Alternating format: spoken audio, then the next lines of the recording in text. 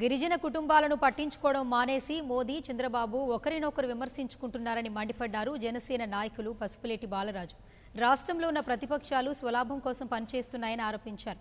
బాబు ఓట్ల కోసమే పింఛన్ పెంచారని విమర్శించారు.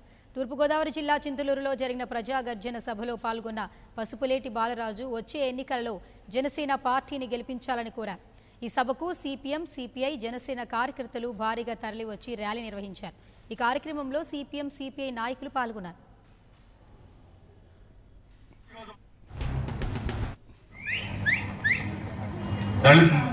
ఆదివాసులంటే, గిరిపుత్రులంటే, ఇక్కడ ఉన్నటువంటి గిరిజనులంటే ఆయనకేమీ లెక్కే లేదు. కోటాను కోట్ల బడ్జెట్, 2,20,000 కోట్ల రూపాయల బడ్జెట్ అంటే మొత్తం మన రాష్ట్రానికి. మన వింటేనే మనకు అసలు ఆ నోట్లన్నీ ఏం చేస్తారో, ఎక్కడ పోతున్నాయి డబ్బు అంతా అని చెప్పి అనిపిస్తుంటుంది. కానీ ఇక్కడ గిరిజనులను పునరావాసం కల్పించడానికి మాత్రం డబ్బులు రావు. మీరు లేచిపోవాలంటారు.